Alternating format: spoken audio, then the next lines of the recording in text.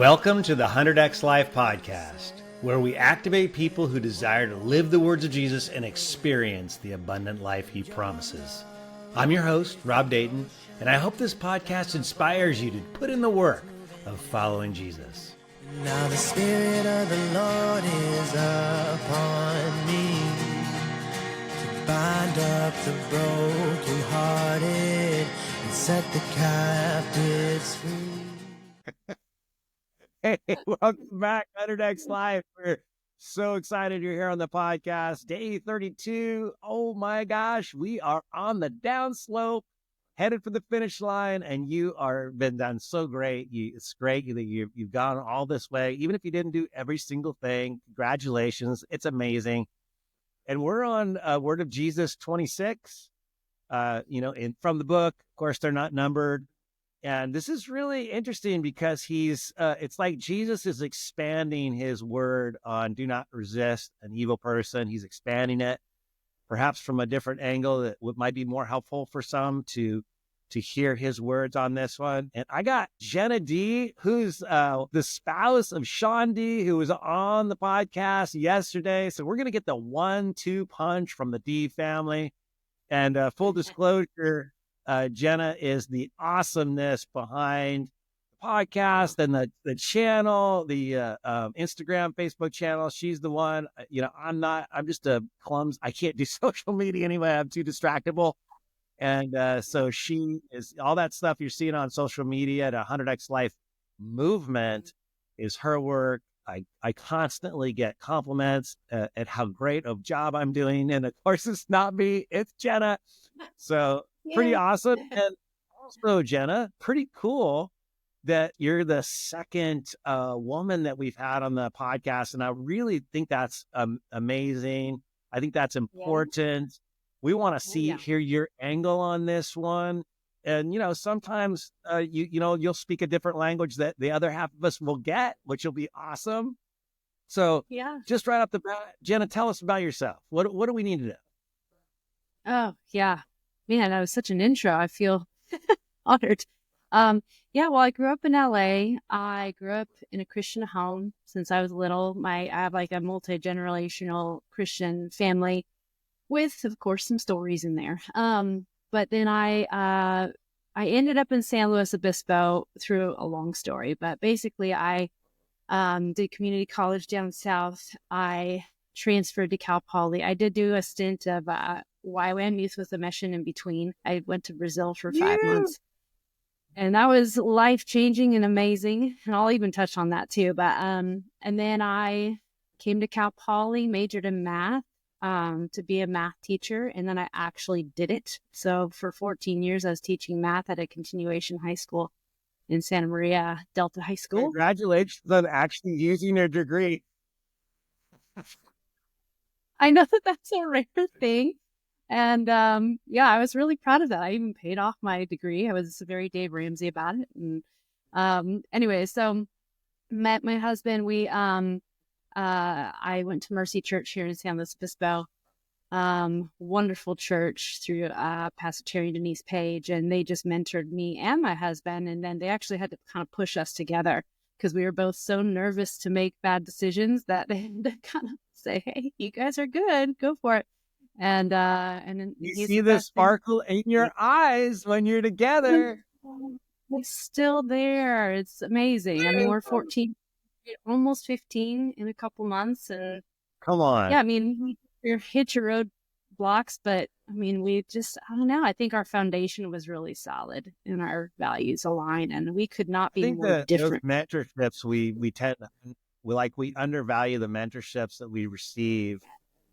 In this case, in the church space. And how cool is that to actually have someone who's been around the block a couple times, means they've made a lot of mistakes. They maybe have some wisdom to say to you and Sean, hey, you guys are good. Let's go. Yeah. Mentorship was the thing that made us successful. So in my husband's story, I don't know how much he shared, but it was, all through mentorship and Jesus. That he's even a good dad, good husband, and all that. So anyway, so that's my very brief background.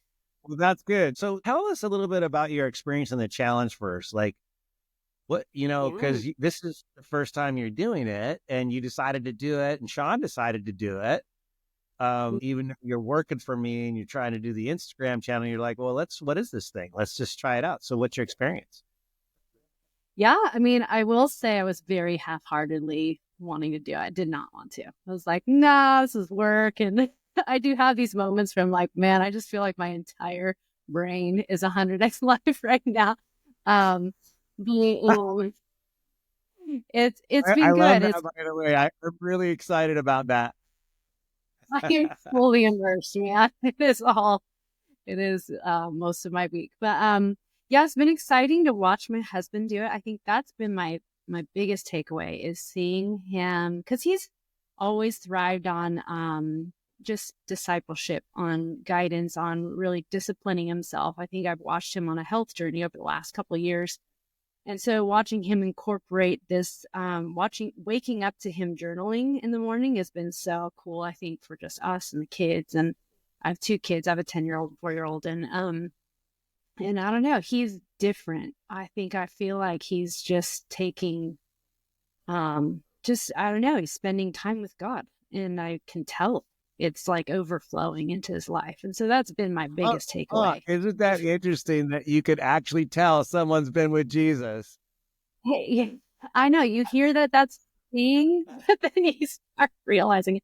Yeah, and for me, I will say I have not been super disciplined, but I will say I have journaled more than I ever have. I have worked out more than I ever have. I have been praying and I engaging with Jesus in different ways.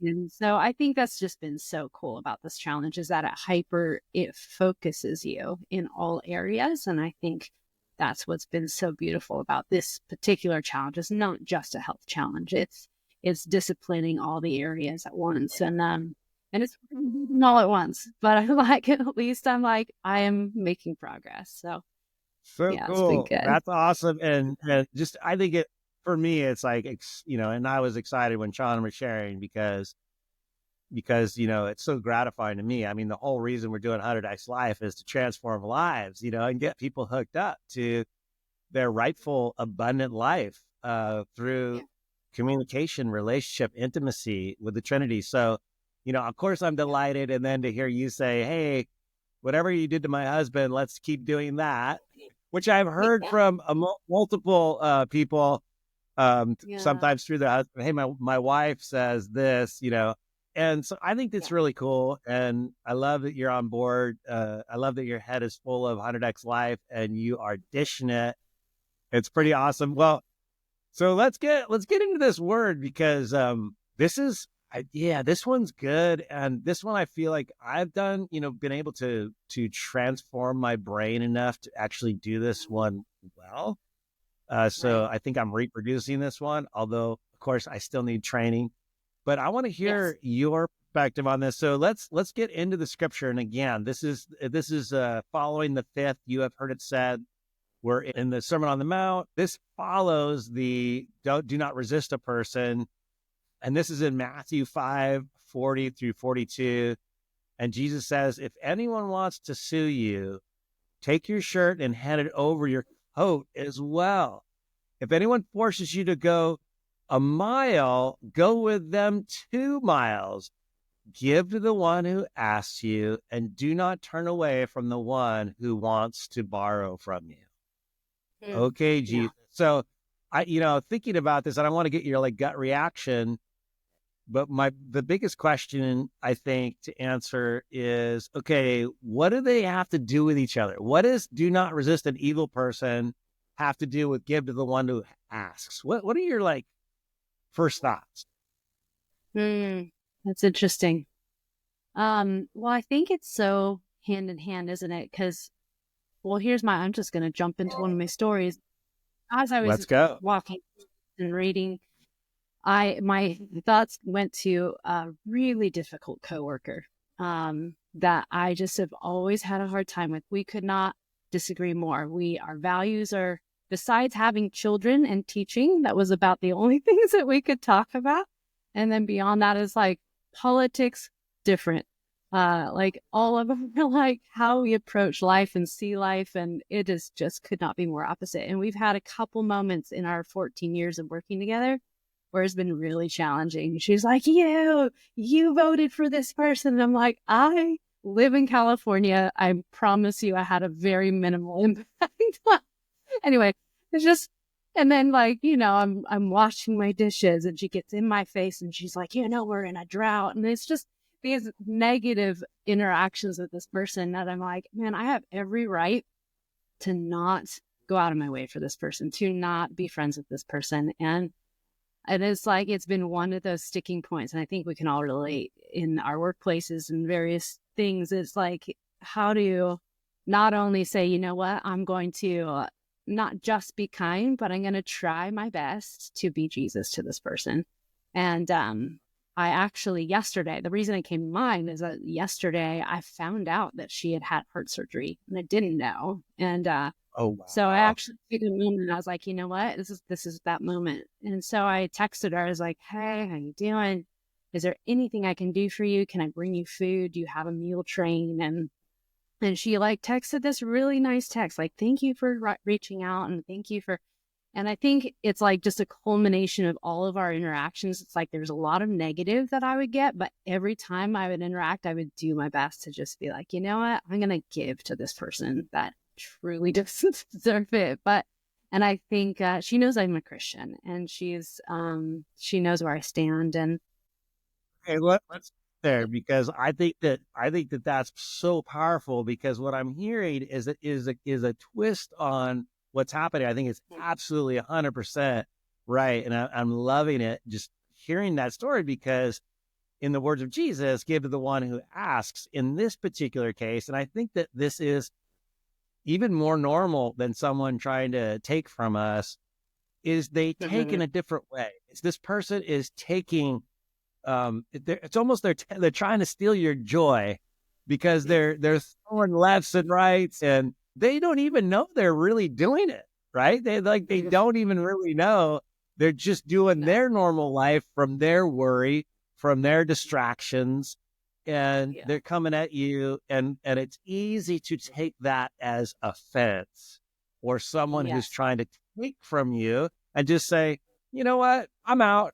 I I don't need to be with this person. And, I don't want to dismiss, for people that could be a reasonable proposition. And that's why we have Holy Spirit on board to ask that question. But for whatever reason, and you could tell me, but you stuck in with her and you kept giving in the face of taking. Yeah. And it's been cool to see how that has maintained. We have come a ways over the years. We were able to at least have conversations that were good instead of her putting me into this box of how she saw me. And I want it to be a testimony of who Jesus really is. It's like, hey, even though you throw your crap at me, excuse my words, like, even though you throw all this stuff at me, I'm still going to love you. Like, it doesn't matter. That's so powerful. I want to emphasize what you just said because, and I put this in the book, and this is my true conviction, is that grace is the operating system of love. And you are saying that. You're saying, I'm going to hold out grace in front of this so that I get the opportunity to love. Right. Absolutely. Well, I think it's been something that's culminated over my entire life. I was thinking through this word and it hit me really, my husband and I both were like, we completely live our lives this way. And I think, so I grew up in a very, a Christian home. We always tried to practice generosity. I tithed as a young kid, like that was instilled in me in a young age, but we were also a very introverted household. So both my parents are introverts and we did not have a ton of people coming through our household. And so flash forward to, I go to YWAM. I spend 5 months in another country with people I don't know, in a language I don't know. And we're spending time in orphanages and going downtown and like witnessing to people. I'm like, this is so crazy, like having to see people in poverty in a way that Jesus sees them. And so there was like this crazy, like flexing that muscle of seeing people through Jesus's eyes and living with people that I don't necessarily like. And then flash forward again to going to our church that is like focused on mentorship and focused on, it was very outward focused. And I remember that being challenging for me is including people and looking at people and looking outside of this small world of myself. And again, the man that I married, he's very like people man. And so when we were first married, we talked a lot about how we wanted our home to be a center of blessing. That was like one of our values that we laid out early in our marriage. And so at first I was like, yeah, I'm on board with that. But then people would knock on a door and just show up. I'm like, this is not how I grew up. Like, why are there people in my home right now? And just having that open-handedness in our household and being a center of blessing. And we have since done so many things together. I mean, we've housed quite a few different people. We let people rent out our room just as they were in transition. We've like given them low rent just so they can get from point A to point B. We've run small groups in our house. There was this point where we actually had these big dudes coming to our house, and we gave so much of ourselves that they broke our toilet. We had to fix, but They were really big dudes. they were big dudes. But anyway, I digress. But yeah, I think it's been cool to think about, oh gosh, giving an example to my kids too, of saying, hey, like our world is not small.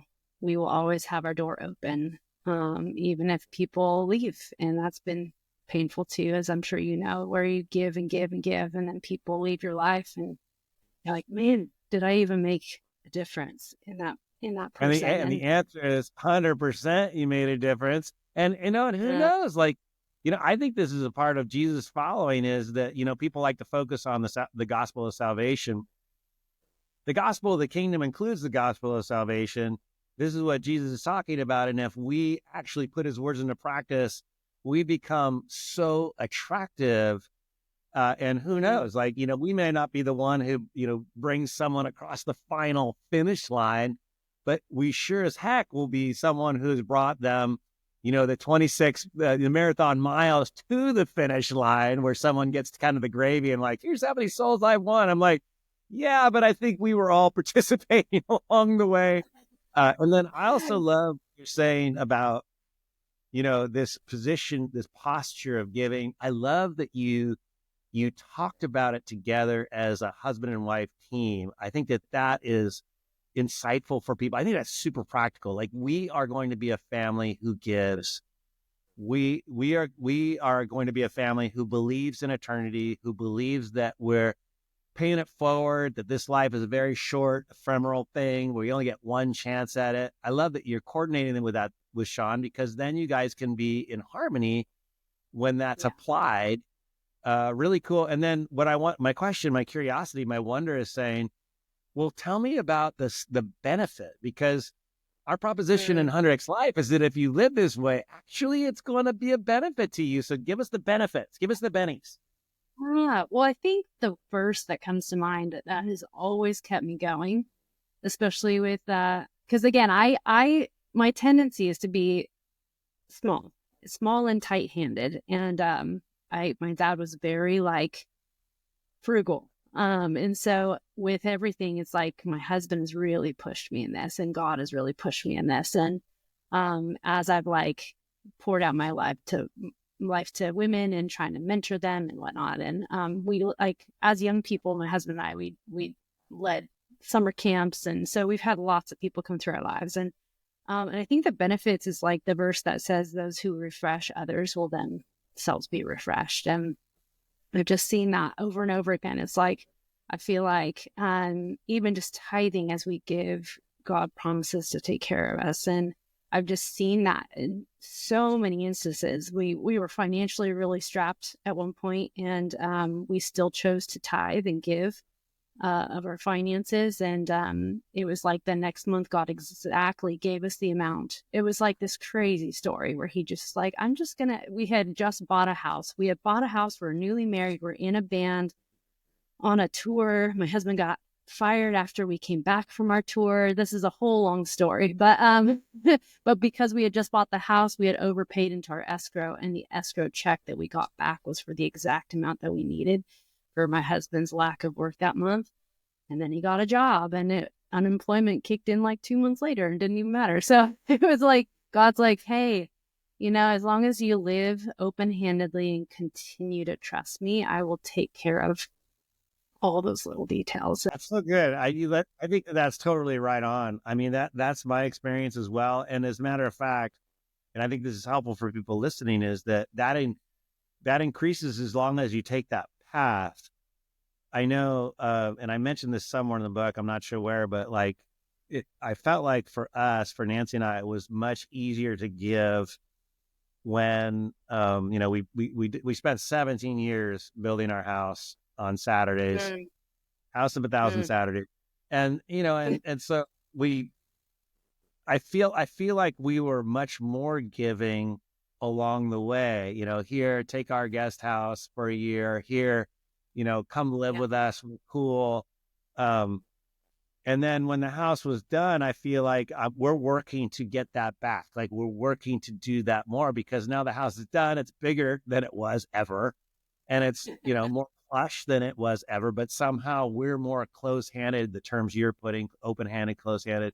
I feel like we've become more close-handed with the finishing of that. And so I think that's a really good lesson because I want that blessing. I want to feel like God is going to take care of every moment. I don't need to withhold. I can give. And so you're telling us that God has come through for you. It feels like it's the abundant life. What do you think is the practical way to, when you're in the moment and it doesn't feel right and it feels like, okay, your body's wanting to be, I'm offended and I'm going to behave, in a way that I don't want to. What do you think is the thing that gets you to kind of do the Jesus following thing and be open-handed?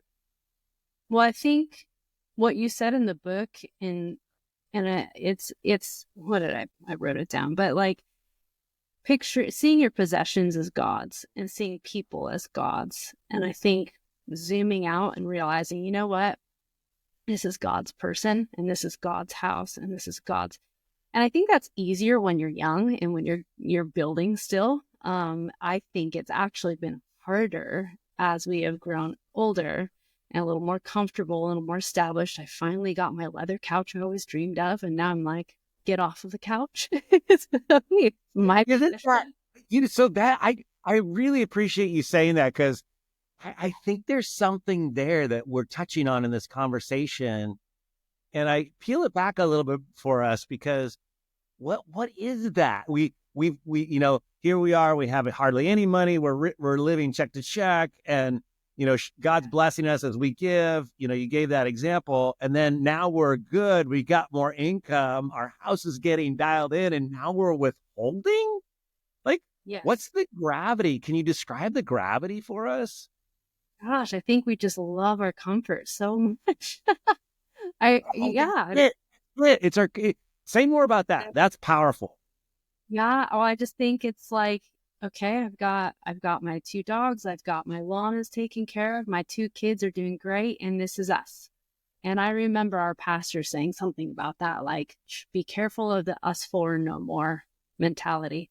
Say that one more time. Careful of the us four and no more. So I think the young family dynamic that can happen sometimes, and it's easy to fall into, is you're doing the sports, you're doing the things, you're pouring out to your kids, you're trying to keep, the roof intact on the weekends, and you're trying to like do all the stuff. Like young families, it's crazy. It is a crazy schedule. And so I think the tendency is to just like put a hedge around our own existence to just keep it all together, and to actually consciously say, you know what, we're going to still try to keep our doors open. And that's why my husband and I have continually like led a small group through our church, because we're like, we just want, number one, it keeps our living room clean, because we have to clean our living room every week. but but but also like just keeping that door open and our relationship open. And because we established that really early in our marriage, that's who we are. I think it's been easier for us. So you're giving us an example of how you and Sean are pushing through by making sure some habits, which this would be to give, continue to give, be positioned to give, is helping you. And then as I hear you talk about it, I think this is so rich. I love this because this is what happens to us. And I totally agree with you. It's that comfort thing. And then in Jesus's 100X process, we get into the third soil, which is we have a plant, we have potential to give fruit, but then it's the three things. It's the distractions of the world, it's the deceitfulness of wealth, and it's the desire for other things that's creating the inability or the less, I think like less of an ability to give. It's like you said it, we get more comfortable, and then maybe the price is higher to give at that point. I think you're right. And that was what I was going to add a layer on to that.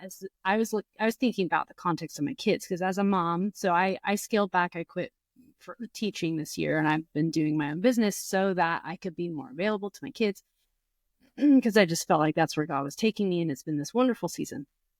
But then as I was thinking about this word in regards to my children and seeing my children as not my possessions, but as God's, that's huge and so convicting to realize, like, they too are not mine. They are ultimately God's. And how can I give them to the world and allow God to do the things that, maybe I don't agree with, that God wants to do with them throughout their lives? And like, that's hard. I think as you have children, as you have the possessions, the cost is higher. Like you're kind of saying, it's like the price it's not as easy to give, because I'm not just my single self anymore. I have people depending on me. I have these little ones that are depending on me. My husband is involved in the decision-making process now. And it's like, how do I, again, still maintain that open and see God, these possessions, including the people that these little ones that are in my care is his, and how do I do that? That's hard. I don't know. I'm still working because I'm like, they're my kids. Well, first step would be, and this is why the conversation is so awesome, helpful for me, is the first step is we got to be aware that that's actually happening. I think so many times the enemy doesn't want you to see, oh, you've moved to third soil. You're actually not reproducing anything, but you feel like this incredible Christian who's taken this incredible path, and, celebrate yourself, like the foolish man in the Bible who has this incredible crop. And then what does he say to himself? I'm going to build bigger barns, and I'm going to relax and take it easy. And then God's response is, well, little did you know, everything you worked for is going to be handed over to someone else because you're dying tonight. And I think that's the slippery slope. So I'm really glad we're talking about that. I want to talk to you about one more thing that you mentioned that I think is really, really powerful. It's been powerful for me. And that is when we're dealing with difficult, offensive people, and let's say evil, or the evil behind that. In other words, the devils are in the heavenlies that are influencing people that are difficult and offensive. Yeah. The realization that each person's poor behavior has already been paid for by Jesus. Right? Yeah. Already paid for, like every single thing being spewed from someone's mouth, whatever they're saying coming against you, all that has been accounted for. How does that, you kind of alluded to that. How does that change your perspective? I don't know if I've thought of it in that real time. I've thought of them like, this is God's person. What they're doing has been paid for. That's hard to apply for sure in the moment when it's happening to you. You're like, I cannot feel this right now. I'm just holding on to what's true in my mind. My daughter was telling me a story this morning. She was like, this one kid, and this happened months ago. She's brought this story up so many times. She's like, this kid put dirt on my shoes. And so it was one of those opportunities. It's funny because I was thinking about this whole word. And I was like, well, honey, let's think about, sometimes people behave in ways that, maybe they've been hurt. And so they're trying to give you a hard time so it makes them feel better. And it was like this as I'm saying it to my kids. And I feel like God uses your kids this way all the time. He's like, you should listen to your own advice. But as these things are coming out of people realizing I love your point of they have been covered by Jesus and that's what he came to die for. But also like that there's a reason, and there's usually so much pain underneath that's causing that. And I think that's helped me settle in my mind, like, I'm going to still choose to be gracious to this person because I know that there's got to be a reason. I love that. I think that perspective is super helpful too, and practical for people who are listening and trying to work through this, because of course the automatic behavior usually at our starting place is to be offended and to say, I don't want to be with you. I mean, and then we have to work through the 100X life gym to get to the place where we're actually having a conscientious thought in the moment, even though our emotions are just ding, ding, ding, ding, ding, ding. The conscientious, well, like, okay, this is my moment to actually handle this well and to keep me in a place of abundance and freedom. And so what you're saying is, that person, the reason they're doing this behavior is they were hurt. I mean, I think bullies are truly the most have been bullied people. And so the reason they're doing that is that was done to them and that's what they learned. And, and that's sad and that's tragic. And how many know, like, if we are able to have that thought in the moment and then show up serving, and sometimes we have to, sometimes if it's a physical thing, we just got to protect ourselves and we got to, not get physically bludgeoned, but, that can happen too. Plenty of stories like that in the Bible. But we can have this moment where we see the pain in someone else's life and take a position that is caring instead of being offended. Yeah. Well, I think I got a lot of that perspective as well when I was a teacher at a continuation high school, because as you're talking, I'm remembering all these faces that came through my classroom. And at a continuation high school in Santa Maria, there's, a certain clientele that comes your way of a lot of kids who have, mental and just emotional issues. There's always a story. There's usually a family dynamic. Some of my kids are in gangs or have been raised in a gang family, and you learn to zoom out. My favorite two kinds of kids were always the gangster boy and the eye rolly girl, because I'm like, I will love you and you will love me back by the end of this class. And I would win them over every time because I think I like to say, I want to love the hell out of you. I mean, I don't say it, but I'm going to love the hell out of them. No, I'm like, I will break you in the best way because you just need love. And honestly, it's amazing when you can peel back the layers and not look at the facade that people put up and just say, you know what, I see you and you are worth being loved still. And I think that's just God's heart. Like he says, I see you and you're worth being loved, even though you're being crazy right now. Like I came to die for all of that. But I think having that perspective towards people and just seeing through the behavior, I think is crucial in living that out. So that's amazing because you bring that up, because I'm just having these imaginations about what a powerful position to be in as a teacher.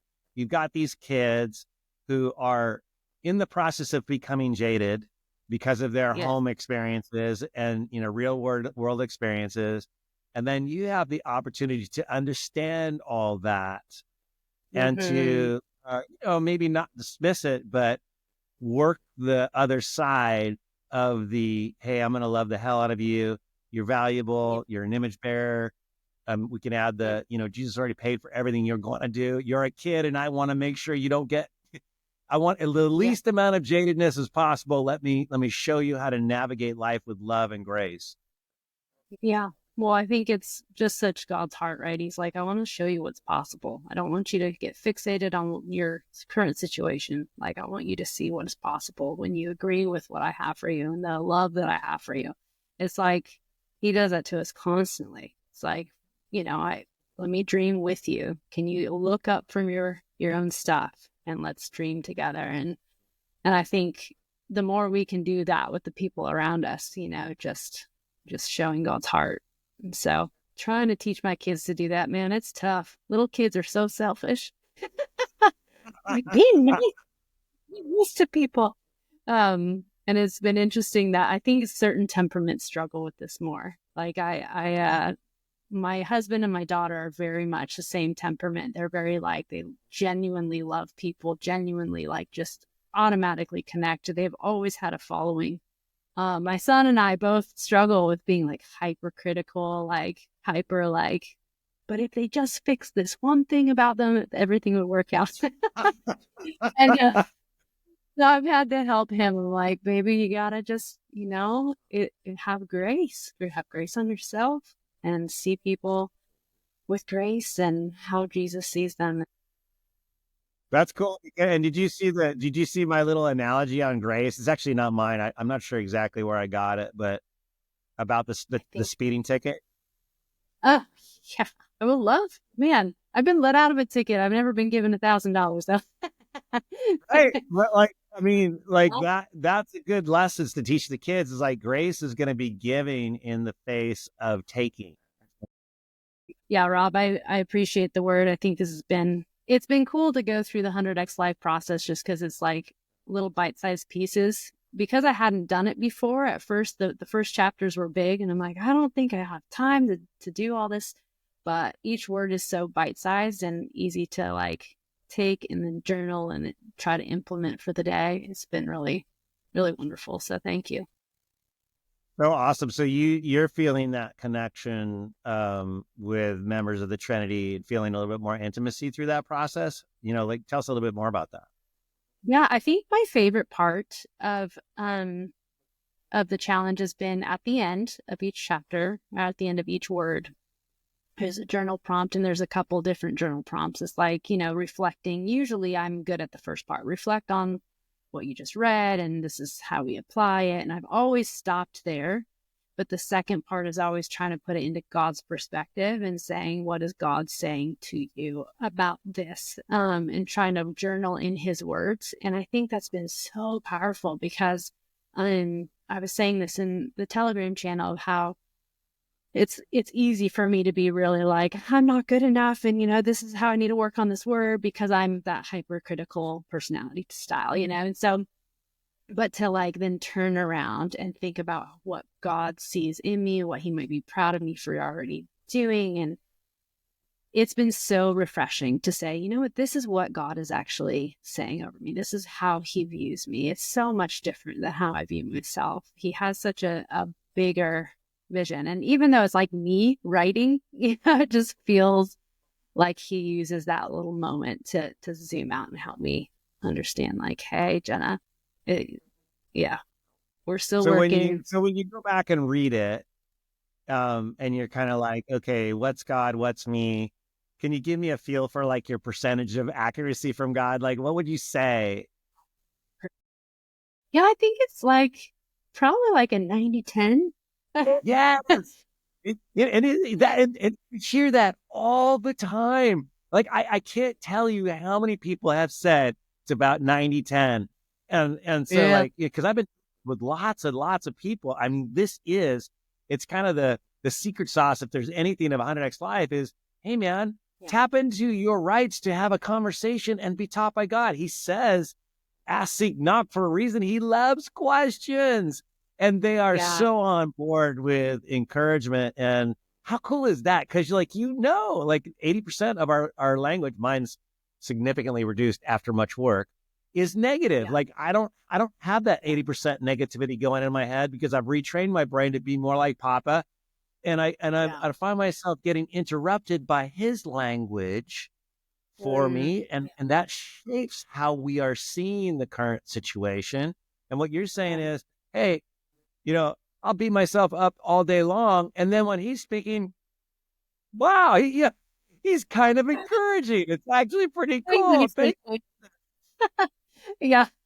Well, I think there's something, okay, I do not like reading and I do not like journaling. So I'll just throw that out there. It's not my, like, I'll listen to podcasts all day long. I'll listen to Ben Shapiro all day long. But like when it comes to Not me for actually, 62 days.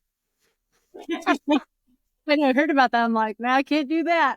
Uh, no, but yeah, I think actually sitting and reading, that's been a challenge. But when I've done it, it's, you know, as a mom, it's hard because you're being interrupted 50 million times. So trying to wake up before the kids and do that has been a challenge. So when I do it though, it's like to actually physically write. I think there's something so powerful about writing and getting it into your mind and your heart. And I think journaling, I know you hear like it's such a good idea, such a good practice, but actually doing it through this challenge has been really eye-opening. I'm like, oh yeah, there's a reason that people say, because it actually takes what's in your mind on the paper. And then it's like, with this, it's even just that connection with Jesus. It's so much more than that. It's like speaking those words and seeing the words on paper as you're thinking it. It's this all-in-one wonderful moment. So cool. And just to give you the science behind it, so there is a science on reprogramming your brain, and it turns out journaling and then rereading and then journaling and then rereading is the best hack for reprogramming your brain. If you want to know more about that process, a book called Switch on Your Brain by Caroline Leaf. That book, have you read that book? No, it sounds familiar though. Okay, so Switch on Your Brain, Caroline Leaf, insane. Like she's like neuroscience meets scripture, and Jesus knows how to rewire your brain, right? He knows. And so they're just taking the neuroscience and proving Jesus' 100x life strategy. So good. I love it. Okay, so let's get into the 100x lifestyle prompts. And I think we've hit these really hard. Here's the first one. You extend grace to the one who steals or comes against you. And I think you reframed it in terms of people who are like, you know, just like a pain in the ass, we might say. Like just being a pain in the ass. You're stealing your time. And then bringing, you know, okay, Holy Spirit, are we doing this? What do I need to give? What can I give? You give me some insights on how to give. So that is what grace looks like, is giving in the face of taking. Any more thoughts on that? No, I think that's it for me. Cause I haven't had, I mean, short of being, I think our house was broken into when I was 16, but I was still a kid. It's like, I haven't had many instances where people have truly negatively like stolen from me. But it's, you know, I think in the day to day, I think of the people who like our values don't align and they're just soul sucking people. You're like, I just don't want to have anything to do with you. And I'm just going to, you know, my knee jerk reaction is just like, you know what, we're just going to go separate ways.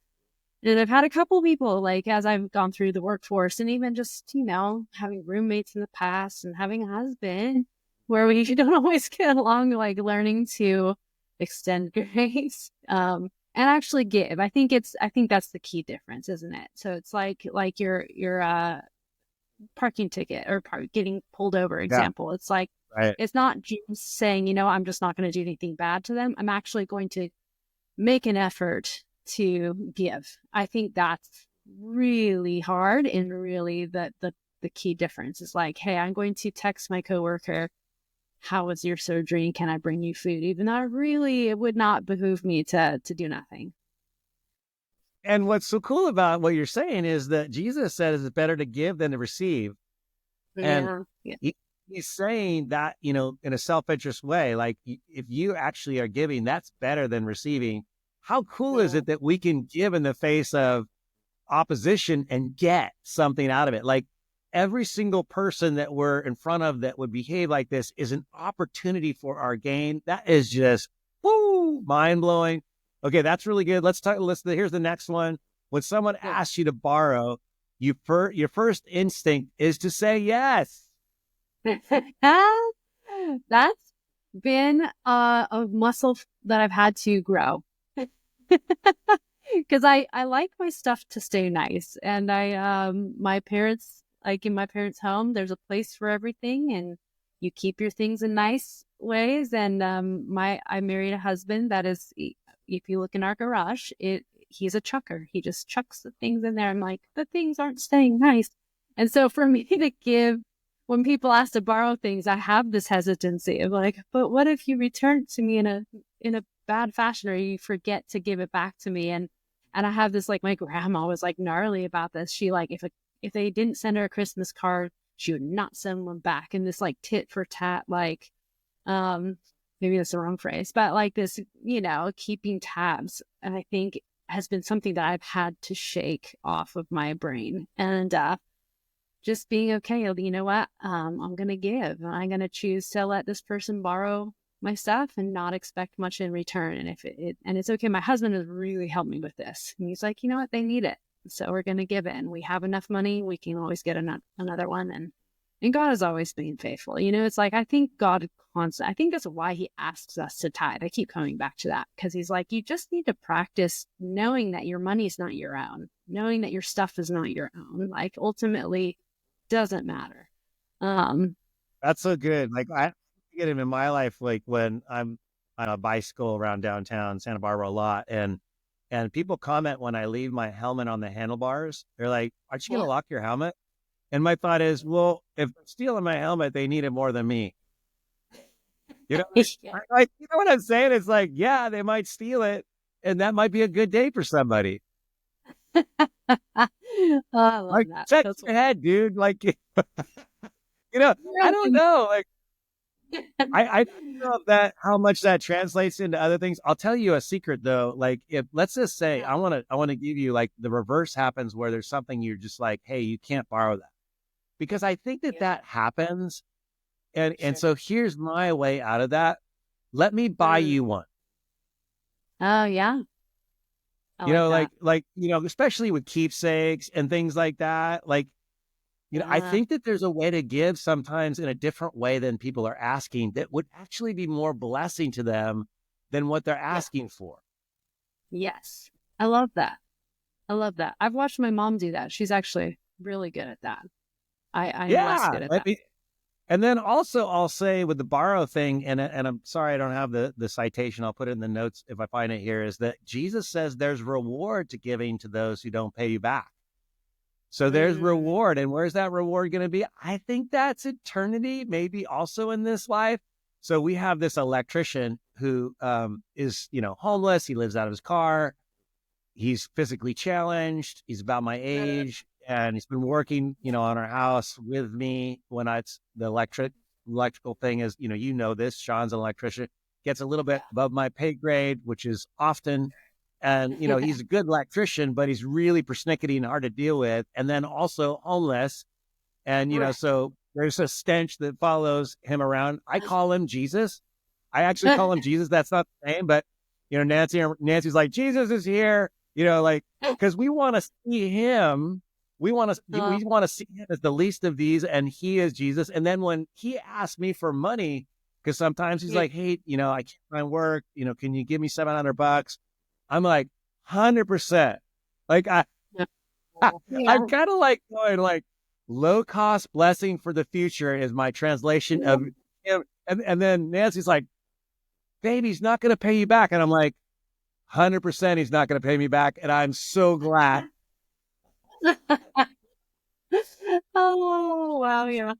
Well, yeah. I think that's why it's so, I keep coming back to that open-handedness. It's like just learning to not hang on and to just say, you know what, how can I be open-handed today? And it might not be in the form of money for us, as we've been really broke in the past. It's just like, you can hang out in our back room, because go for it, because we know that you're in between situations right now. And I think we've had, 8 or 10 people live with us throughout the years. And, but yeah, I think it's a similar thing. It's like you do what you can and you don't expect to get anything back per se. But I think there's something that happens in your heart when you do that. It's like, okay, I'm choosing to have that lifestyle of, you know what, it's all Jesus's. So My hard. experience is always a boomerang, a blessing. Always, always, always.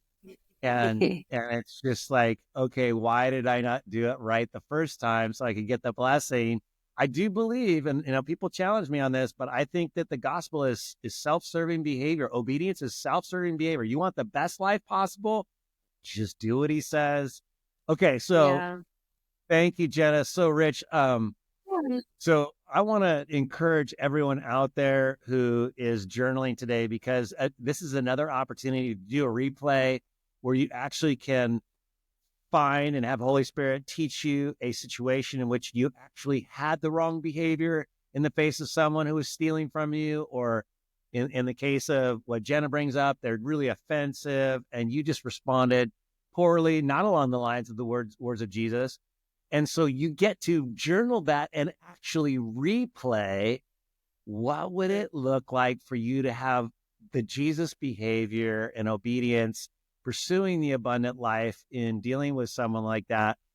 I think it's going to be so powerful for you to see what the replay looks like. And all the while you're training your brain for the next situation. Trust me, the enemy is going to bring the next situation. You're in the word, and the enemy comes, in the words of Jesus, the enemy comes on account of the word to steal it, to destroy it. Steal, kill, and destroy. I don't know. This is kind of interesting. I don't know if you've thought about this, Jenna, but Jesus says, I think this is John 10:10. Pretty sure I got that right. The enemy comes to steal, kill, and destroy, but I have come to give you life to the abundant. And here's the deal. That steal, kill, and destroy follows the parable of the sower in our 100X Life Gym process. First step with the birds comes to steal the word, then kill it from, keep it from spouting, kill the word. If someone's going to retain it, now I'm going to bring resistance to kill the word. And if I can't do that, I'm just going to destroy the word by keeping you distracted by the cares of this world, the deceitfulness of wealth, and the desires for other things. Isn't it interesting how that tracks together? Yeah. Yes. Yeah. Distraction, stealing from us. Yeah, it's wild. It's like a constant practice. I think I'm going to be practicing this today. Practice.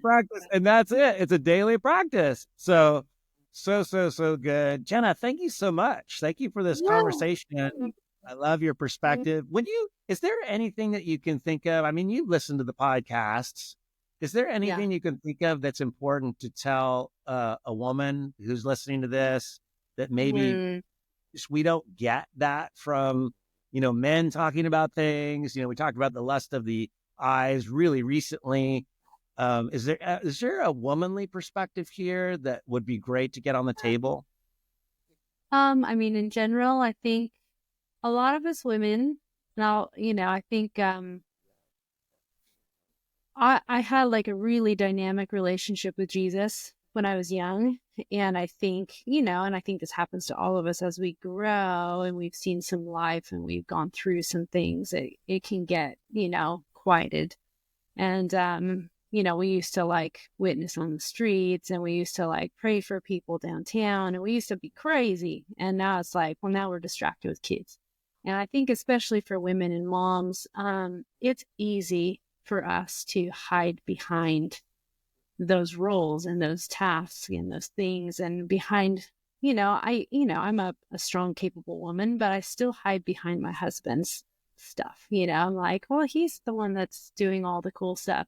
Or, I hide behind my kids. I'm like, oh, I'm making sure they're getting to all the places. But I think something that God constantly has spoken over me is like, I'm not done with you yet. Like, I'm not finished yet. And I think that's like such the heart of God for women. It's like, hey, I'm not done with you yet. Like, you're in the middle of like raising children and being a wife, or like, maybe that's not your roles, but it's like, as you get older, you just, I don't know, you get distracted by all the things, like you say. But for women, like just not shrinking back and allowing God to really wake up your heart again and say, like, he's not done with you yet. He is truly not done. And don't disqualify yourself. It's really easy for women to disqualify themselves for various reasons. And so just rising up and who God has made you, that you're a woman of God and a daughter of the King, and So that's what I would add. Well said. That was beautiful. No Oh. commentary needed for me. Absolutely beautiful. And I'm just thinking of women in my life and Nancy, and oh my gosh, nailed it. That was cool. That's gonna help some people. I really appreciate it. Jenna, thank you so much for the conversation. Thanks you for your investment in 100X Life. I am so grateful for you. And Oh, everyone else who's listening, just hang in there. We're on the downslope. It's going to be good. If it's not good yet, God's not done. And let's go. See you tomorrow. awesome. If you believe in the 100X Life movement, please follow and invite a friend by sharing this podcast. The 100X Life movement can also be found on Instagram and Facebook, and also at 100xlife.com. The 100X Life podcast was produced by Jenna Dee of Jenna Dee Services with music by Ryan Ellis.